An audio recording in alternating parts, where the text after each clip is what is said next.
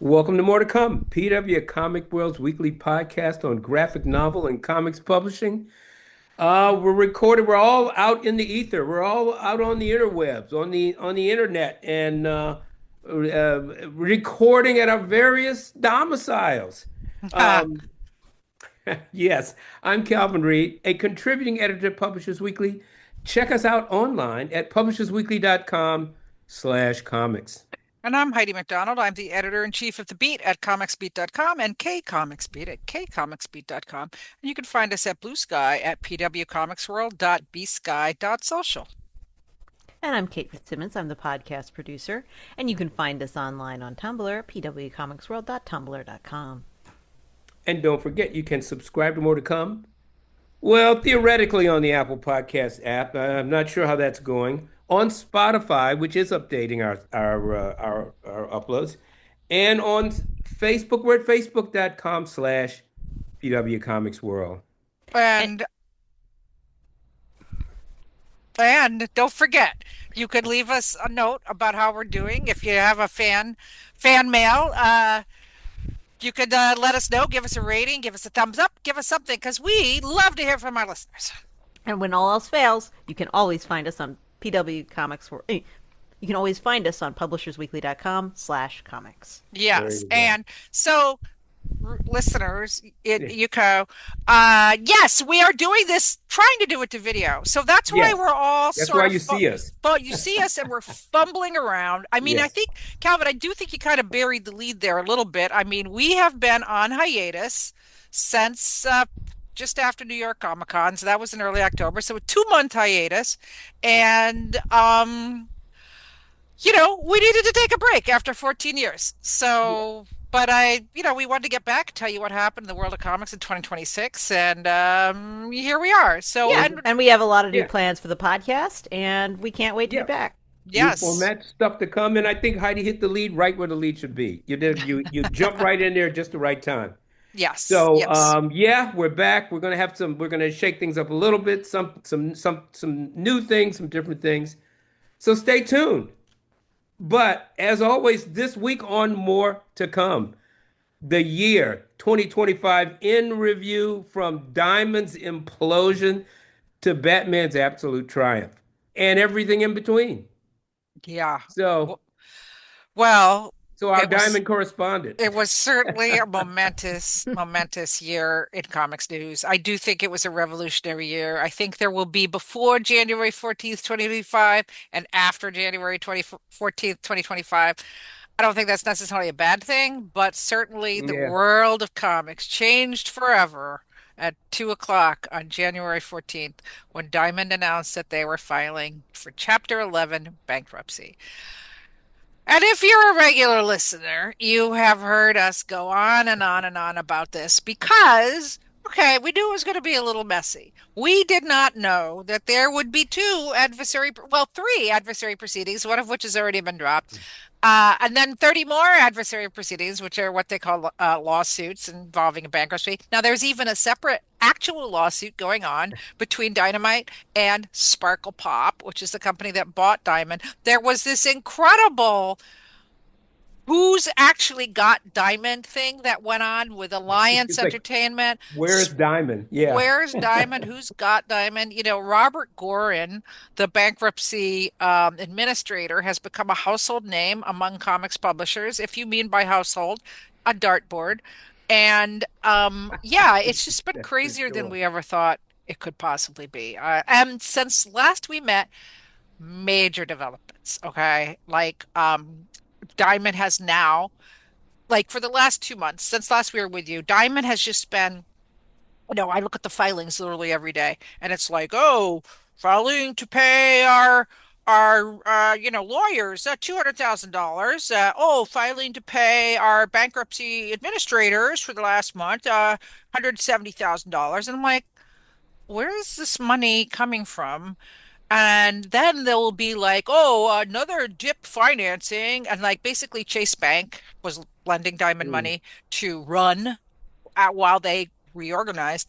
And then we're all looking at it. We're like, what is the But what point of about the this? actual creditors? Well, yeah, they are credit. So they've run up a bill of $13 million with the administrative components of the bankruptcy filing. And finally, there was a hearing last Monday, December 8th, and Diamond comes in and says, "Hey, you know what? I guess we're gonna have to file Chapter 7 after all, because Chase said they won't give us any more money. So, oops."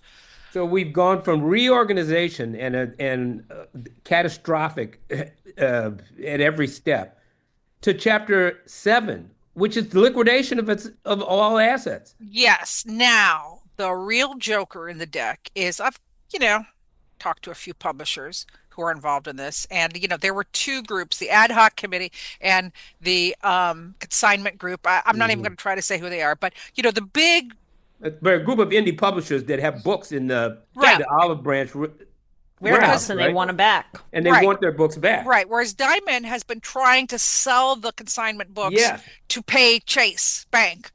And literally, they said we need to pay Chase Bank, and then Chase is coming and filing all these briefs and saying, "Oh yeah, we agree. We need to none of this consignment group." Now, the publishers that I've talked to, or the observers that I've talked to, are actually think this Chapter 7 filing is a good thing.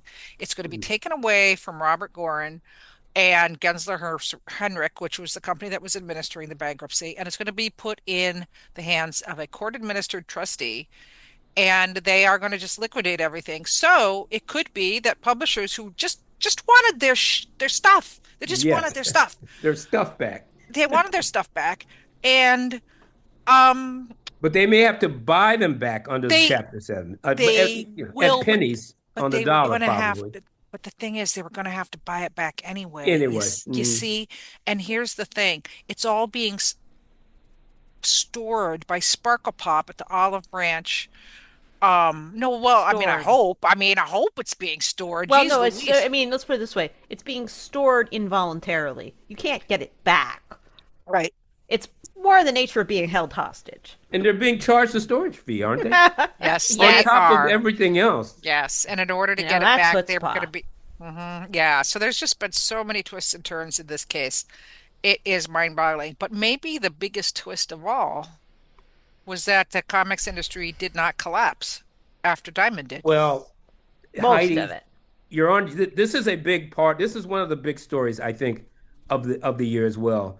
That a linchpin of the distribution system, maybe the backbone of it, goes away, and we're still seeing an industry that's very optimistic, very resilient in the face of a scramble to secure distribution. Yes. And we'll talk about some of the new players and rearranged players that have jumped in a little bit later in the podcast. But I mean, there was, of course, instantaneous January 15th cries of woe and terror, and that so many stores would go out of business. We've seen a few stores go under, but you know what? I think they were going to go under anyway. We haven't seen any really strong stores We go have under. seen publishers, though. Well, but only a few. Yeah, fewer Uh, than we might have feared. and all of them were not doing so great before Diamond Run. I mean, Diamond But Bank, even yes. so, Diamond Bank going bankrupt picked off the weak ones. Yes. yes. Picked off the little wildebeests that were at the end of the trail Yes. and were trailing and the The weak and the sick, yeah. weak and the sick. Yeah, They Yes. but got to hit be by the fair, predators. comics is full of companies that manage to muddle along from year to year, and they survive as long as they don't get hit by that one big disaster. And so, for a couple companies, this was that one big disaster. Yes. And I think the reason why it hasn't been more negative for publishers is that a lot of people saw this coming a long way away. And a lot of publishers had been leaving Diamond. So DC had left, Mm, Marvel had left, yeah, IDW, Dark Horse, yeah. Image, everyone else. The Boom had left. The only major publisher left was Dynamite, and they have been quite prominent in the filings. They were owed $500,000. They're being sued by Sparkle Pop, which is really bizarre. But they're moving on. They're moving on. And And to your point, Heidi, also, I mean, I think one of the points that came out of the insider talks at New York Comic Con this year was Milton Greep's white paper. He pointed out that indeed local comic shops are showing growth, periodical comics as well. I mean, it just seemed in a year of incredible disruption, The industry is showing just a very resilient face. Apparently, total sales that had dropped a bit in 2023 were up again in 2024. And he gave a pretty optimistic outlook on the year to date in 2025 at that time. Well, it's not just Milton. I am hearing from, which is our next topic. The Mhm. second, tied for biggest story of 2025 was that the industry had a banner year led by DC Comics. The Absolute line has been an absolute smash. I'm hearing that every issue is selling well over 100,000 Yeah. copies, Mm. which is fantastic. And some are selling 300,000 copies. I don't know Mm. how, I think Absolute Batman #1 has already had like 8 or 9 printings. Mm. The graphic novels came out. I'm sure they're doing Yeah. well. And then Marvel and DC did a crossover. Now that's usually a bad sign, but that did And very that well. one, well, I've heard mixed reports on how some of those are doing compared to Yeah. how they were hoping. I think, frankly, Absolute Batman's doing a lot better than the crossovers. Yes, it is. Mhm. It is. Yeah. But those And I are, suspect Absolute Wonder Woman as well. yes. Yeah. And Yeah. oh no, all of them are Absolute All Martian of them really, yeah. Manhunter, Mm. Absolute Wonder Woman. They are all doing very, very well. And um like another huge story, I think, just remains that we don't have sales charts. And DC is crushing Marvel. I mean, it's just Mm. obvious. And I'm starting to hear, so listener watchers, we are going to do early in 2026, we are going to do a, year in preview Yeah. episode. And I'll tell you, one of the biggest stories of 2026 is going to be the, sales charts and sales numbers. Because I'm hearing more and more people say that Milton's data from Comic Hub just isn't accurate enough. Well, it's a very small sample. I don't know how many stores Comic Hub is in, but it's not a lot. No, it's like under 150. Yeah. So we That's better need, than I thought. it is, Yeah. but we need to have better numbers. And, I feel bad for DC because they are crushing it. They are crushing Marvel, absolutely crushing It's Marvel and been a good Marvel's year for them. and market share, but we don't see it. This is anecdotal at this point. And, maybe Christina Merkler at Lunar and DCBS sees it, but we need to, if I was DC, I'd be leaking those numbers, by any means Hint, possible. Yeah. hint, Hint, hint. hint, hint, hint, DC, hint, hint. All right. Yeah. But Kate, did you watch the Supergirl trailer? Yes. Yes, I did. And And of and course, at the end of the trailer for this hotly anticipated new thing is a call to arms to go to your local comic book store. Here's how to find your local comic book store and buy comics. Well, this is a new take on Supergirl from what Yeah. I take. So yeah, I've seen the trailer too. So I'm anxious to see more. but I just think that putting an ad for the comic graphic novel at the end of Yeah. the teaser Hmm. trailer is insane synergy. Mm. It just shows that James Gunn, Jim Lee, and Marie Javins, the rest of the DC crew are really in sync on this. And so the other big story of the year, as unfolding as we were sitting here, is Warner Brothers is up for sale. Mm. Looks like Netflix is going to buy it. Of course, people are terrified about what that will mean for Right. DC. And then on the other hand, Paramount's making a bid too. So we'll see what happens. Hmm. Personally, I'm hoping for Netflix over Paramount, but that's just my own take. I Mm. certainly have heard people who've said the opposite. Well, And that's and DC's role in this is the most likely to be in the spin-off subsidiary that Zaslav didn't get. Or, no, no, no, No, no, really, no. no. oh He would no. stay with Warner. Oh, absolutely. They But want to keep it because they want to be able to Well, keep the yes, of course, yeah, superheroes. I yeah. mean, Ted Sarandos is already talking about how awesome DC is. Oh, yeah, And of course, yes. Oh, so is like David Zaslav. Like, I heard at um at New York Comic Con that DC is absolutely the apple of David Zaslav's yeah. eye. David Zaslav being the guy, the CEO of Warner Brothers. Mm. And DC just, can't do any wrong. They are the golden child right now. And Of course. And Good he's for got a and hit them. film that's yeah. yeah. So for sure. Finally, they deserve it. Yes, the Superman did incredibly well. And then of course we're talking about Supergirl to come. So Yeah, yeah. And the other thing that I'm hearing is that a lot of people have a lot of questions about how Marvel is doing because they cut mm, off their Ultimate line and or they ended it. It was always supposed to end after 2 years, and I'm sure they'll just relaunch it again next year, call it New Ultimates or something, because that's just what Marvel does. But nothing they are doing is landing. In fact, at New York Comic Con, when they were having the lunar sales lunch, and David Gabriel, who's the head of marketing and sales for Marvel, got up there talking to retailers. He's like, I'm sure you had a great year this year, and we really killed it, right? We really killed it with Deadpool Batman. Oh no. Okay. Okay. So yeah. Anyway, yeah. So, and the other biggest story of the year, though, even though comics are having an incredible year, incredible sales, there is trouble on the horizon, and that starts with T, and that rhymes with T, and that stands for tariffs. Oh Yeah. yeah. That hasn't gone away. Yeah. So, listeners, you may not know this, but a significant amount of your trade paperbacks, the shinier the paper, the nicer the copy, not printed in the United States. And so, you know, tariffs on both paper and supplies, everything basically, could seriously affect prices going forward. Not to mention just shipping timelines. Well, I mean, it's already affected. It hasn't really affected comic shops or comics publishers, but it's wreaked havoc in the toy industry Mm. and a lot of collectibles, anything that's made in China. Yeah. And because books are exempt from tariffs under some arcane freedom of speech rule, thank God. Mm. But toy companies had a horrible year. And people don't just even talk about it. I mean, it's not it's a story that's been very underreported. Yeah. And also, like, yeah, books aren't subject to tariffs, but paper is, ink is, parts are. Hmm. So all kinds of things that may go into printing your comic here, uh, tariffs. Um, Also, yeah, I have heard stories about things getting held up in customs, things that end up not getting tariffed. So, because they just want to make sure no one's sneaking anything through.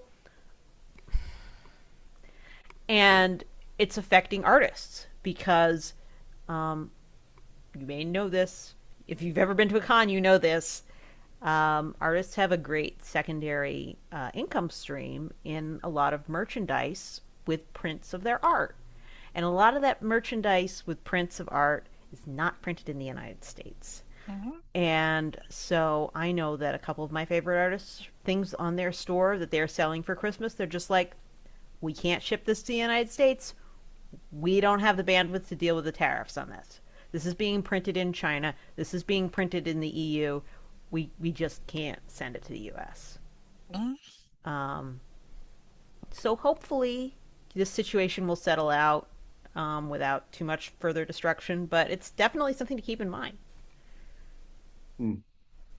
Yeah, and there's just a lot of questions about just our economic situation, and um I mean, are we headed for a recession? Are we headed for a depression? I mean, all the signs are just everywhere. It's like the movie where the clock hand is just spinning in all different directions and nobody knows where it's going to go. It just changes with the time of the day. But yes, it's been a year of total disruption in every aspect of our lives.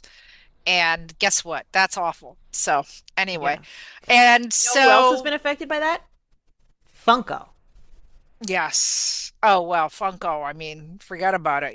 They are in deep doo-doo right now. Like they haven't filed for bankruptcy or anything like that, but It you know, appears to be coming. Mm. no one would be shocked. And Mm. boy, they were once the biggest player in the game, and they sure, Not they've that run long it. ago. Like Yeah, they 2 or 3 years ago, it was like, oh God, how am I going to get to this publisher's booth? There's a whole line of people trying to get into Funko. yes, yes.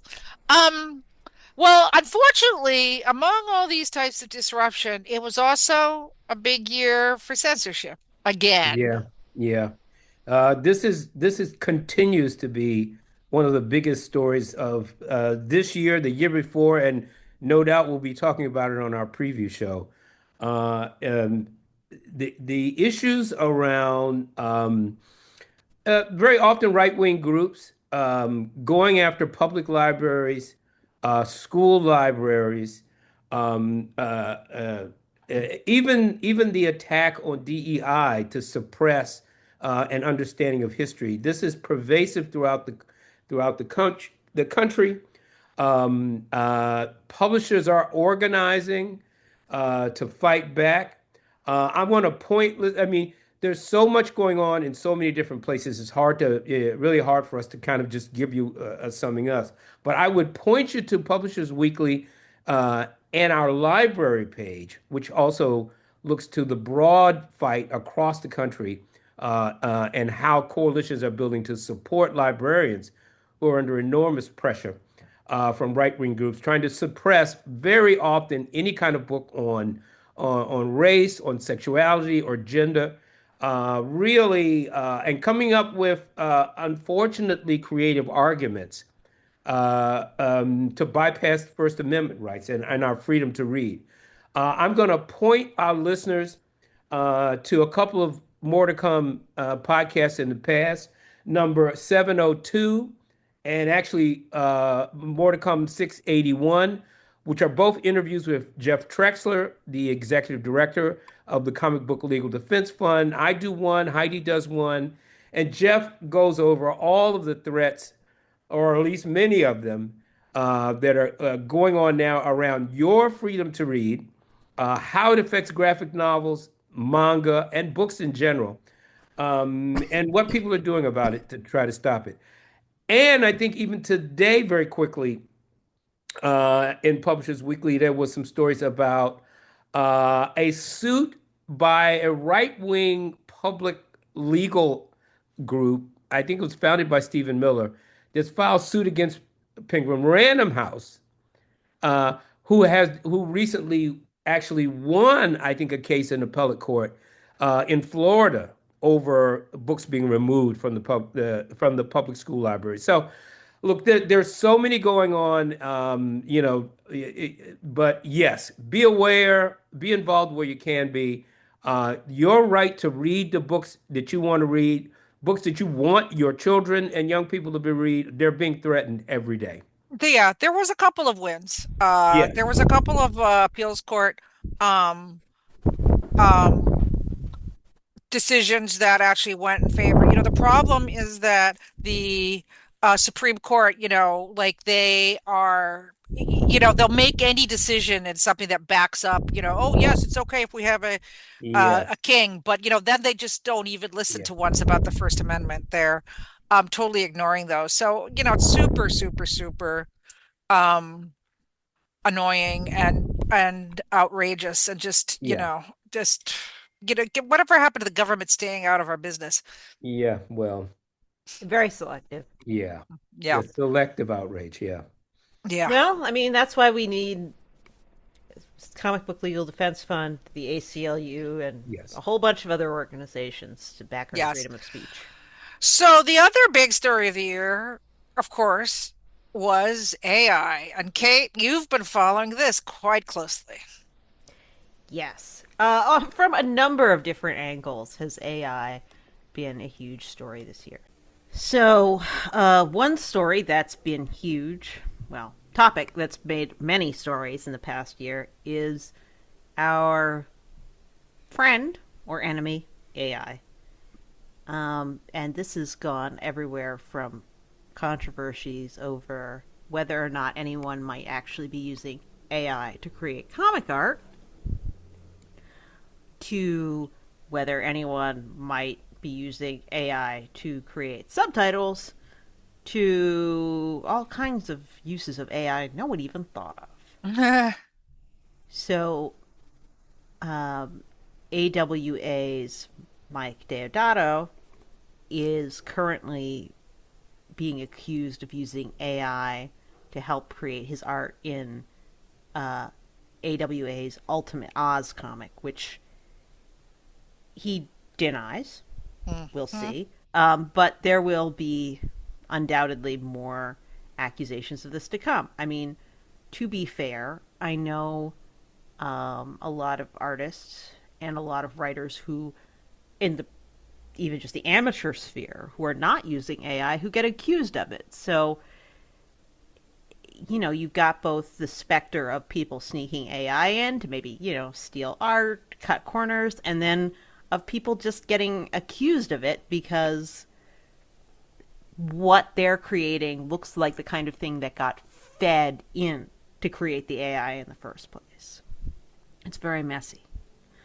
Um, as far as the subtitles go, um, Crunchyroll, the anime giant, has been accused and admitted to using AI to create decidedly subpar subtitles.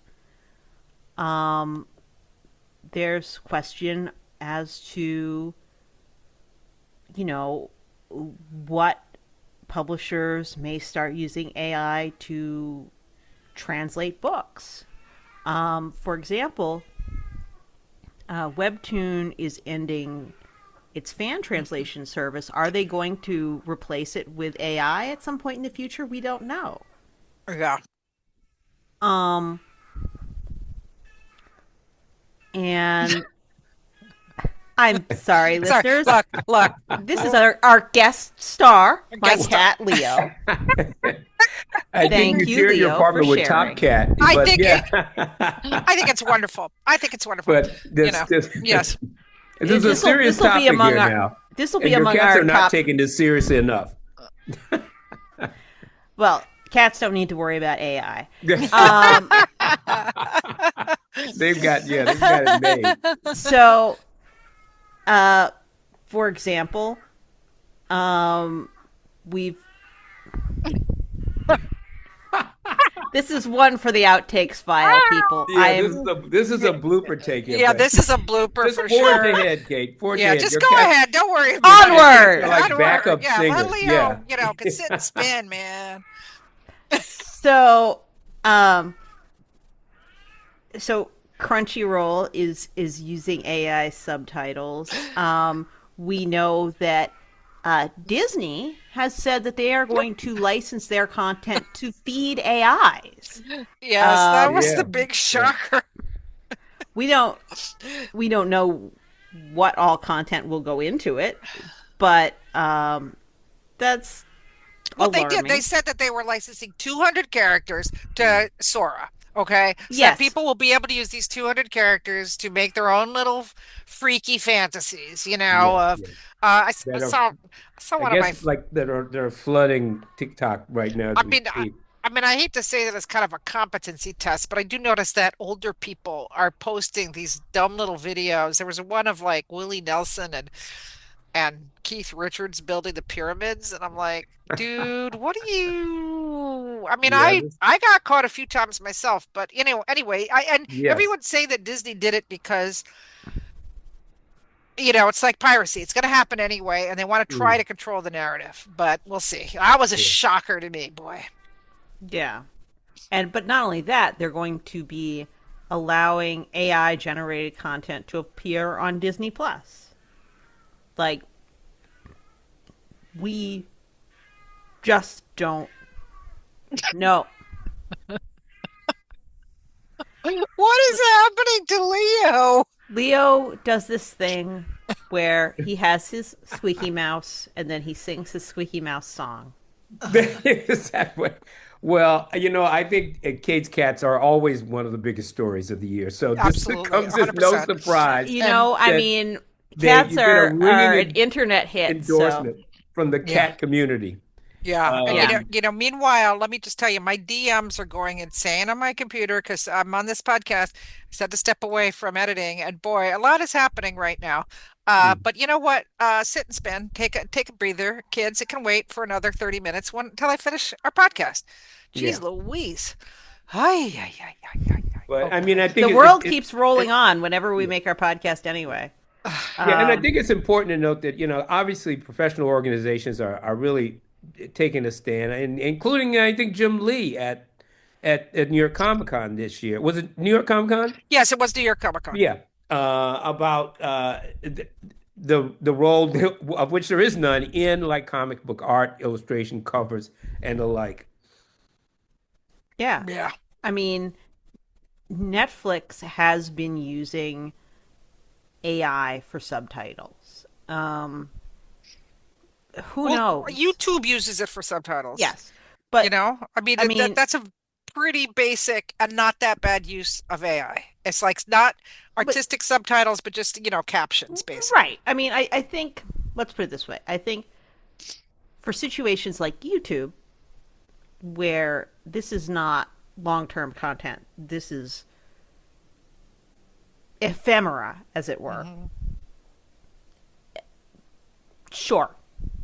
Right? But the problem is and the worry is that questionable AI subtitles will replace real translation on Correct, correct. services like Right. Crunchyroll, Netflix, etc.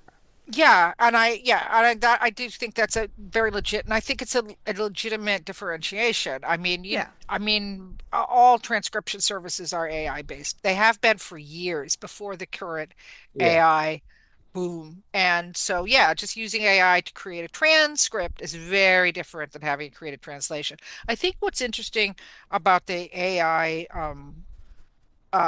invasion is that most big comics publishers have really come out explicitly against AI, right? And Jim Lee made the strongest statement, but when an artist is found using AI, they have been let go or, reprimanded and not used anymore. So there's been a lot of pushback against it. The Diodato situation, we don't know.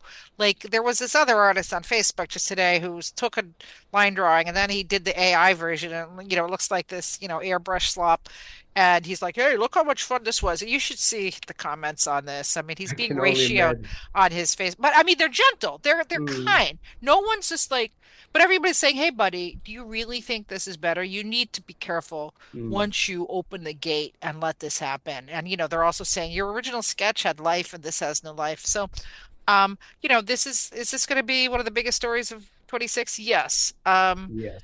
That said, we find that people are what is it? Microsoft just said they're actually pulling back on AI because nobody is using whatever theirs is called, not Gemini. I forget. Whatever it is, Yeah. people aren't using it. Mm. And I've used it, just to test it, and it sucks. So yeah, Yeah. I'm not going to use Well, I your. mean, I I mean, I think like Clippy. Give me Clippy. yeah, I think Bring back Clippy.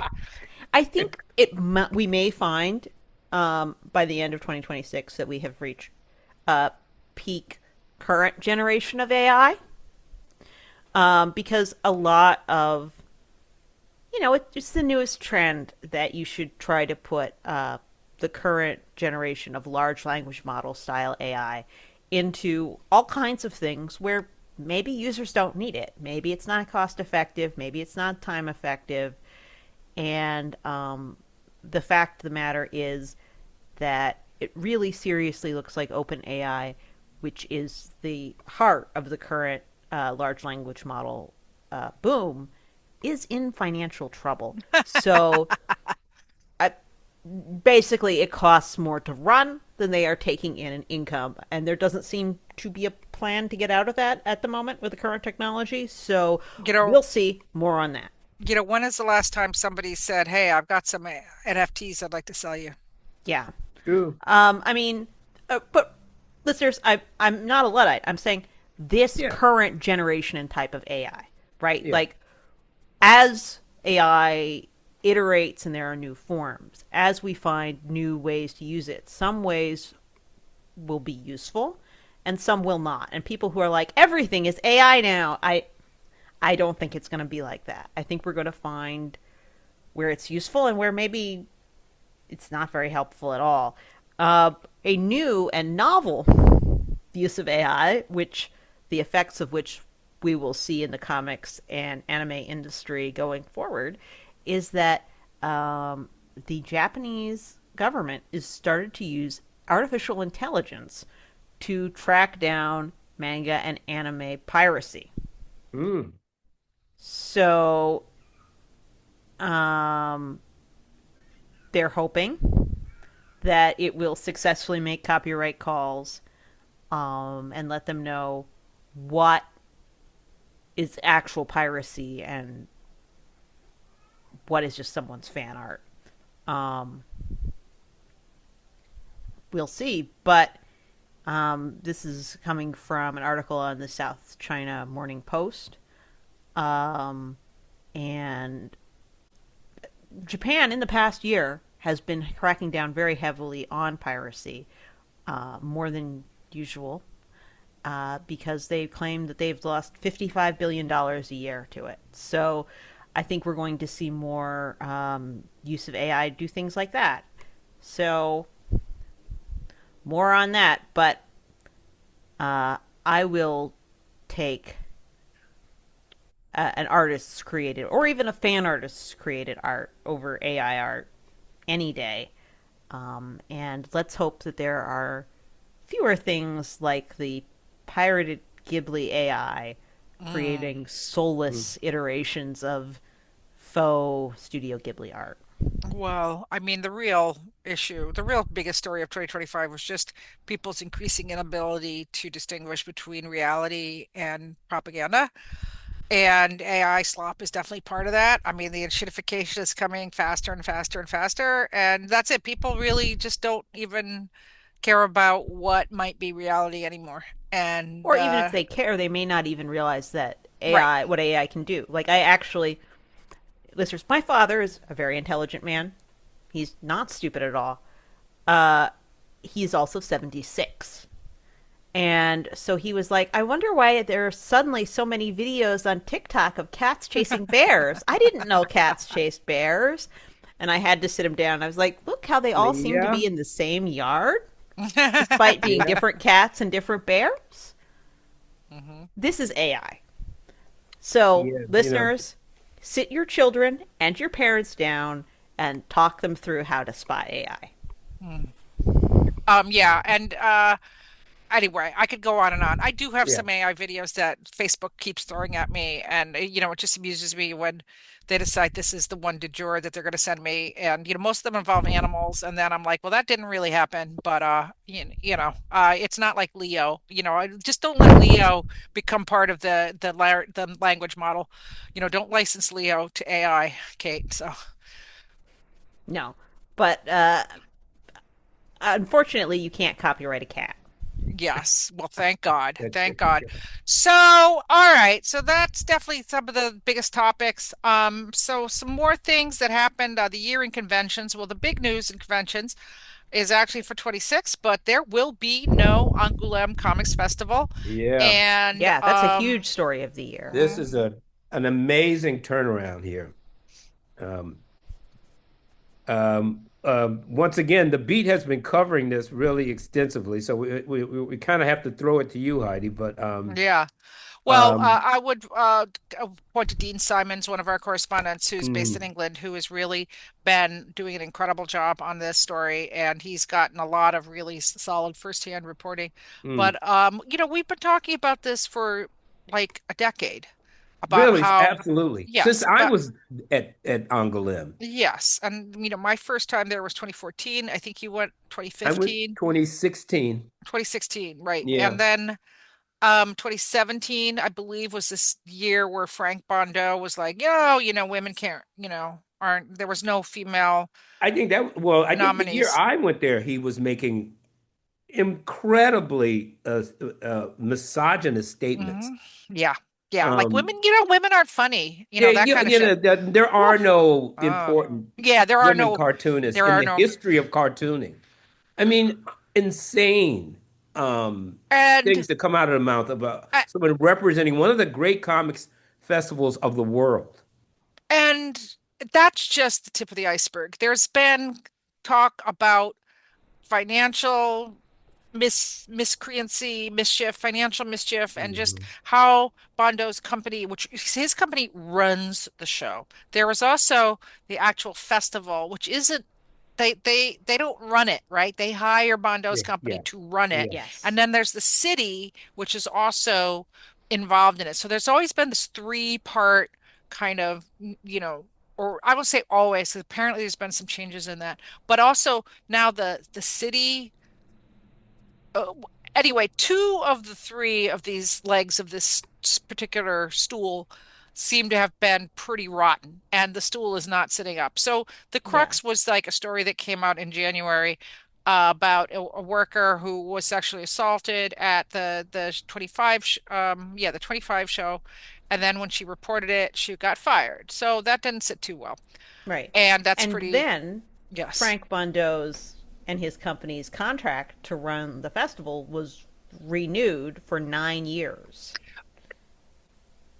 Well, the thing there is that um there was so much outcry after the story came out that like, hey, let's get some new people, let's get some new offers, and then they just like, oh yeah, we're gonna let Fondo do it again, and then there was so much outcry, and then there was also a girl caught because women are so upset, and Mm. then basically over the summer, publishers started pulling out, creators had already pulled out, Yeah. and then there were so many people pulled out that just hardly back at the beginning of November, they were like, you know what? No show in 26. And while we figure what the hell we're doing, and Bondo is pretty much out, and um, but we'll see. This is not. Yeah. It's a little French. They do love drama, I have Yeah. to say.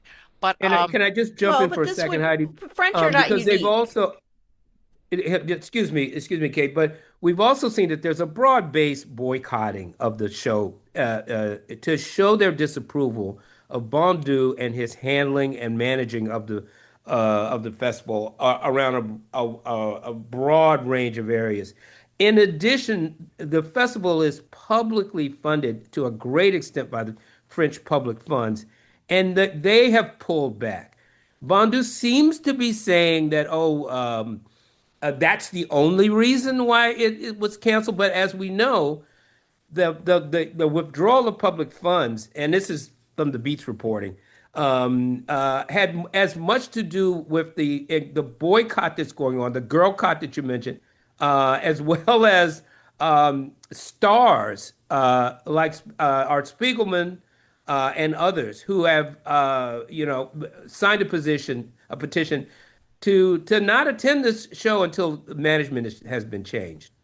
Uh, Yeah. so there is a lot more to Yeah, come. oh yeah, as per like the Beats reporting, like by November, over 40 publishers have pulled out. So it's points to the comic industry for some solidarity. And I will say, Heidi, that he is unfortunately not the first problematic con runner. The United States has had its share of yeah, drama. 100%, 100%. I will say though, just resentment against Bondo and his, overbearing comments had just been building for years among publishers and especially creators. Like this is really tied in with creators' rights, which are, to be fair, a lot stronger in France than they are here. But it had been building up for a long time, and this just put it over the edge where they're like, you know what, we're not going to take it anymore. So good for them. Good for the girl cut. Good for all the outrage. It seems like finally some changes are going to be made, and the show had to be canceled. It's not for the creators and publishers, it's not great, but you know what? It's like San Diego Con. Publishers spent so much money to go.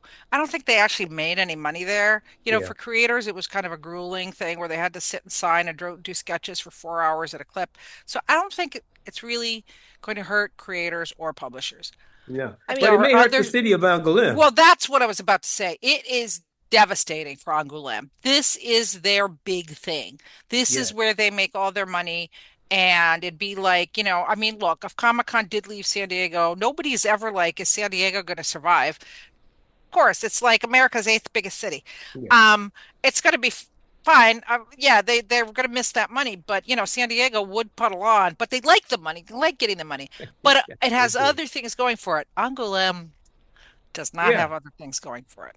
No, not to that there's degree. so much of the resources in that town built around this show. Yeah, And yeah, yeah. there's really more to come. So there really is. Now, let's so we have a lot more to talk about that happened in 26, but let's try to do a little lightning quick round here with Sure. some other stories, some other headlines. So Calvin, CXC Well, you're the award winner there, so they announced just some news yesterday. Yes, well, yes, well, most interestingly enough, CXC, Cartoon Crossroads Columbus, is changing its dates. They're moving to the spring.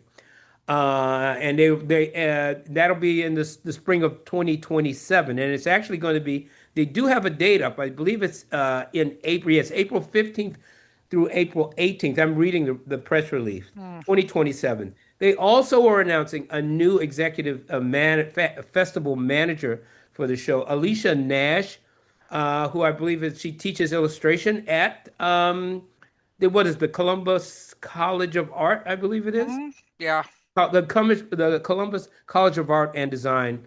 So, look, this is a wonderful comics art festival that once again also takes place in a library, much as TCAF used to. It's a real jewel on the indie comics festival circuit. I mean, yeah, I've never been able to go because it's right like around the time of SPX, and I It's love going usually, to yeah, S. Yeah, September. It's usually in I like September. going to SPX because I Mhm. could drive or take the train or take the bus. Columbus, I probably have to fly, so it's a little bit more of a trip. And then it's New York Comic Con, it's right at the same time. So it's just never been feasible for me personally to go. But now that it's in the spring, I'm gonna make sure I have time in my calendar and I'm gonna go to a CXC finally. So, it's a big break, 18-month break, but it sounds like they're kind of retrenching. And so yeah, hopefully CXC will kind of get a little bit more prominent on the circuit because it Yeah, is by all accounts a great it's a show. great show. Yeah. Yeah. Yeah. Let's see, what else do we have? Okay, well, there was a lot of comings and goings in 2025, and we saw a few okay, so just today, so just this week, I guess everybody is. I think you were right about Kate. Like people are burying some of this news at the end of the year, hoping everyone's on holiday already. But okay. First off, Ablaze has acquired NBM. Yeah. Terry Nantier, 50-year comics veteran. He started when he was 19. Is that I love the fact that the company is called NBM and it stands for Nantier, Beale, and Manushin. Nobody knows who Beale or Manushin are anymore. We have to get Lost, Terry to lost decode that for us in at some the point. sands of time, but Terry Nantier is continued and he is semi-retiring, but he will continue as a consultant. We have to, if we're coming back with more to come, Calvin, you and I want to do it like an exit interview with Yeah, Terry. because Terry is kind of a living record of this incredible graphic novel revolution that we've all Hmm. kind of helped along, supported, and got to be a witness to up close. And I would say that Terry was one of the first publishers, independent publishers, that kind of educated me on European graphic novels. And Hmm. we're talking here Yeah. about the late 1980s. As I joined PW and started annoying people about paying more attention to this category. As Yeah. I tell everyone, Terry Nantier, if I'm not mistaken, he was the first or the second publisher to take me out to lunch to talk about graphic novels. Wow. Well, he is a true So this is trailblazer, pioneer. Yeah, and Um, there aren't a so lot of publishers that have the eye that NBM has, hmm, that have the artistic sensibility that NBM has. yeah. yeah, 100%. And this is very interesting, of course, because obviously a couple of years ago Terry sold off Paper Cuts, Hmm. the kids comics imprint that was a sister company to NBM. So he does look like he's transitioning to looking ahead to his own retirement. He's been in this business for a long time, but my understanding he's still going to be acquiring and producing new books with NBM as an imprint at Hmm. Ablaze. So Yeah, I'm a little surprised. I mean, this was an asset purchase, which means that they purchased the inventory, the licenses, the publishing, play, the contracts, etc. They didn't acquire the company, which is a little interesting. Mm. I'm also a little bit interested that it was a Blaze. You know, they were literally one of the first companies when Diamond did announce their bankruptcy to be like, oh, we're laying people off, we're cutting back. Mm. And so I would not say that I would put a Blaze in the like, oh, we're doing absolutely fantastic and have coffers of money sitting here Yeah, category. I have to say, when I saw the headline, I was like, "Who? They're buying NBM?" I would not have called that one. Well, you know, people said that Oni bought Lion Forge when it was the other way around. So who knows what really So who happened, knows? right? My Yeah. God, this just have broke. And then breaking today, very interesting news that Oni will be publishing periodicals starring the Archie characters. And Mm. you know, it's kind of a licensing deal like they did with EC, but also like you know, IDW publishes Marvel characters like for the kids line. Like Marvel essentially Sure. licenses out its kids comics. And obviously Abrams is doing all these really cool original graphic novels with Marvel characters. And a lot of people wonder if Netflix does buy Warner Brothers in 5 years, will they be publishing comics? Maybe they'll Mm. just license them out. So I see Hmm. this as part of the kind of trend. I mean, Valiant also licensed their titles out to Alien. So it's been happening more and more with different degrees of success. I like what Oni's been doing. They have W. Maxwell Prince writing an Archie title and Corinna Brechko writing a Sabrina comic, and then there will be a horror story, of course, written by oh God, what's the name of the guy? Patrick Horvath, who did Beneath the Trees Where Nobody Opening, Sees. yes, yes. And some people in my mentions or my DMs have been like, is it have to be more horror? Well, you know, Afterlife with Archie was kind of a huge thing. Like Mm. it's kind of mirroring what they did 13 years ago. Yeah, absolutely. It just It, they just like they're having it, you know, they're licensing it out to an outside publisher. But I mean, this was a kind of publishing that actually revived Archie. You know, as you were saying, 10, 13 years ago, when they started doing these original Archie story like Archie Gets Married and Hmm. where Chilling you Adventures of see Sabrina. Archie, you know, moving to New York to be a folk singer. I mean, coming up with all kinds of like creative combinations to revamp the character and the brand for a new generation. So I'm Yeah, anxious it's to what see made these Riverdale as happen. well. Yeah, Yeah, and it was Riverdale. made the absolutely, yeah. So So, yeah. And yeah, interesting time. I mean, it's just a very interesting move to me. And it's an interesting move for Oni, you know, to yeah, take on these iconic characters. Very, very yeah. interesting. Who else? Boy. Okay, we saw digital comics. We talked about this in one of our episodes before our hiatus. You know, Neon Ichiban has come on as a new digital publisher, and then Global and Sweet and you know, Hmm. Webtoon. I mean, we call it Disney Toon. Like Webtoon is teaming with Disney to start a whole new platform. Like, whew, Inky Pen made a very small companies making its own little moves. Like Crunchyroll got back into the digital manga game. It was a huge year for digital reading, There you go. digital, There you yeah, go. comics digitally. And then some new distribution people did jump up. I mean, Universal is in the game now. They Hmm. bought Free Comic Book Day. Oh yes, Boy, no, that's that's too much. You know, Now, actually well, quite important. Yeah. and there's going to be two rival free comic book days at the same time. I don't think it's even rivals. I think it's like like PRH didn't want to go in on Free So they Comic Book came Day. up with their own They name, came up with their own name, Comics but it's the same Giveaway Day, but it's comics the same giveaway Hmm. day, which day. is the same day. And you know what? You just watch next year. It's all going to be Free Comic Book Day because it doesn't make any sense. I don't think it makes any sense. Yeah. Nobody's going to call it Comics Giveaway Day. No, they're gonna call it no. Yeah. I think they're playing copyright chicken with each other. Yeah. Mm. Well, one of the, you know, as there was a lot of startups. I mean, Ignition Press. Did anybody actually read? Has anyone read any of the Ignition Press books? Uh, no. Yeah. There's been seemingly precious little promotion. Am I wrong? No, there's been a good bit of Mhm. promotion, but you know, And I'm the one that's behind, well, which I wouldn't mean, be unusual. you So know, I'll we catch could do up. a whole podcast just about what is promotion in comics. Yeah. And I'll leave it at that. So we saw some shutdowns as well, and probably the most prominent was humanoids, or was it? Oh God. So Well, Humanoids may or may not be from undead. what I read, yes, it was like a shell game, the financial shell game that, and they're right back. Or they, once again, are they back or did they never leave? my reading is that they never left. Yeah. Apparently, I did write a story, and I've talked to a few people who work for Humanoids, so piecing it together in over this. Well, there's also some really great reporting at Actualité, which is the Publishers Weekly of France. Okay, it is a website of publishing news, and there was some really great reporting there about the French version of Humanoids, the original, legendary, founded by Mobius.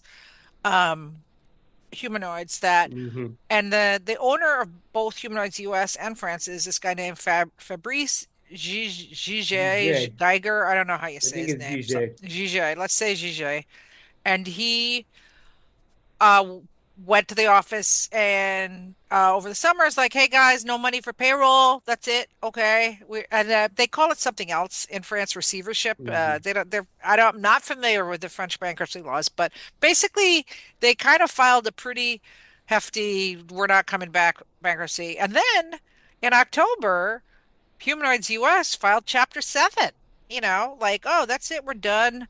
That means we're going to liquidate. And then they said they had zero assets, zero Yes. dollar assets, and then I think $17 million in debt. That sounds pretty bad, right? Very, Well, very bad. well, apparently, I keep getting these PRs from Humanoids, and then it's like, oh yeah, we're kickstarting the third issue of Metal. And then I started talking to some people I know who had books come out, and they sent me this email. That was the greatest thing I've ever read because it is like, hey, we're fine.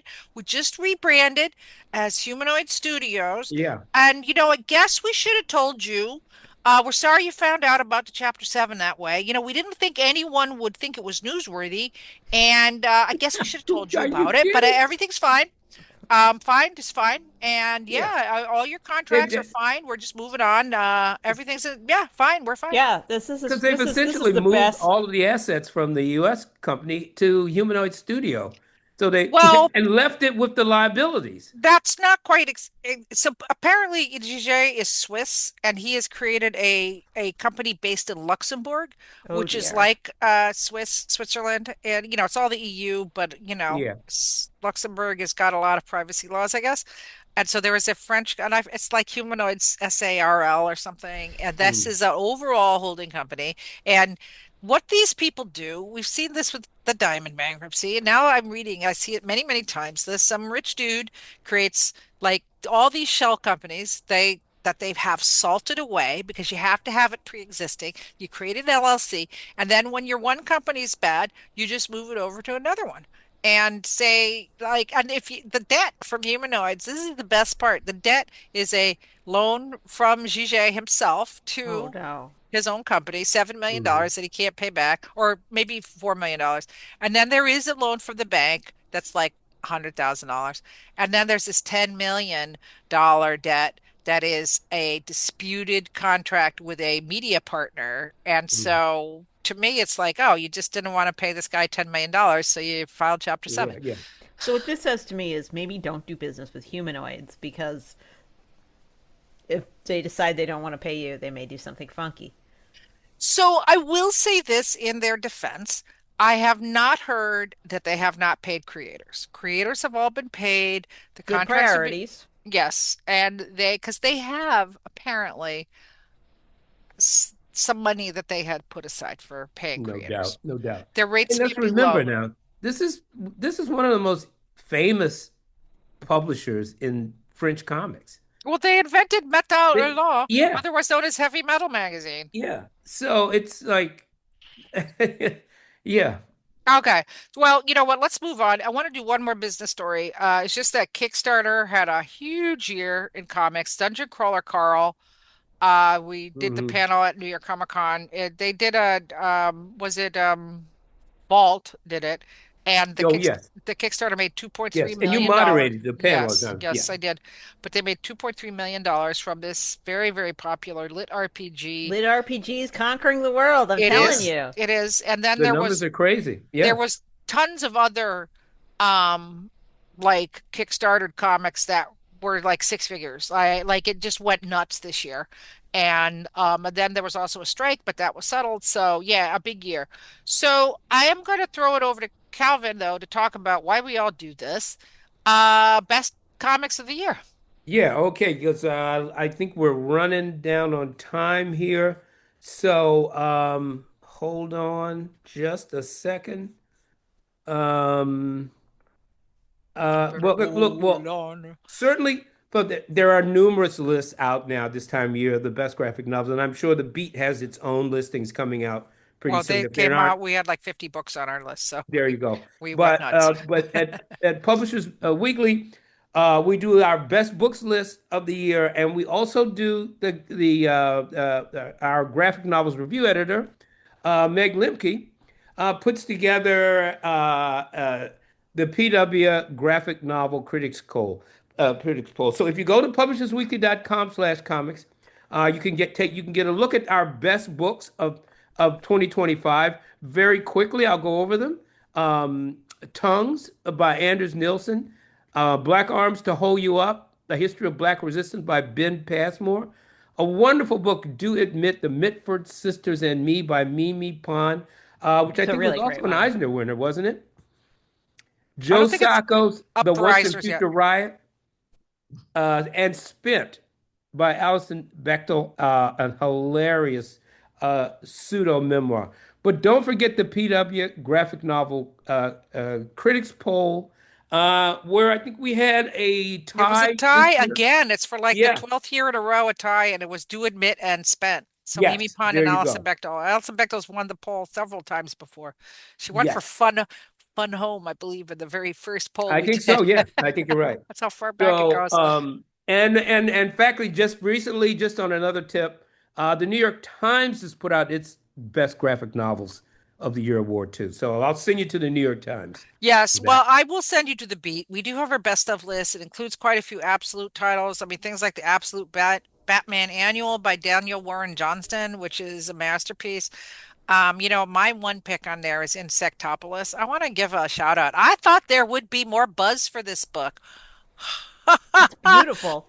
It is. Well, I I will saw say, the exhibit for it at Society of Illustrators. It was amazing. Yeah, right? yeah, it Yeah. is. It's a beautiful book. Yeah, it is. And I will say, I put it on my list for our for graphic novel critics poll. Yes, you did, Calvin. Yeah. Yes, yes, yes. But I mean, honestly, there were so many good books that came out, Yeah. and so check out the Beat list. We also have lists of the Beat for best kids comics, for best webtoons, best anime, best movies. We really went And you ham have the on K best of. Comics beat Yes, Mm. yes, list as Oh, well and this if I year. can also add, go to the graphic novels for adults list, but also go to take a look in the middle grade and young adult list of PW's best books because they're folded in with the prose books. So there are at least four or five other titles under the middle grade and young adult listings on PW's best books of the year. yes. So, I mean, we've spent most of our allotted hour talking about all the business news of the year, but it was an absolutely fantastic year creatively. And we should not forget that. So now, Calvin, are Yes. you and Meg gonna do stargazing anymore or My understanding is that we are. I need to talk with her and find out what's up. I do think we're going to continue to do stargazing, but there'll be more to come on that. yes, yes. Well, there's more to come on more to come because Yes. obviously we took a big break and we just needed some time off and we Yeah. earned it. But After We need to try 14 some new years, stuff. we should yeah. mention one of the big events of 2025. More to come, 700th episode 700. show recorded live at New York Comic Con. Yes, and Tune that in. was It's a great show. it If you was and it haven't was a seen it yet, if you haven't listened to it yet, And I have the video of it, but the file's too big to transfer, so I haven't been able to do anything with it, or the person who has it. But yeah, it was a great event. I'm really happy to share the stage with both of you and Meg Lemke and some Yes. great cartoonists. But yeah, it's good to catch up with you Yeah. guys again. And it's going to be, yes, it's good because we need some downtime, but look for us to continue to do some new things in different ways. in Yeah. 2026. And let us know if you like the video component. Obviously, we Yes. a learning experience. Yeah. But Yeah.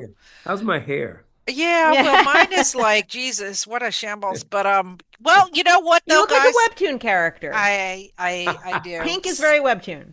Yeah. Well, I guess you guys, until next time, there will be Oh, yes, more. two Come.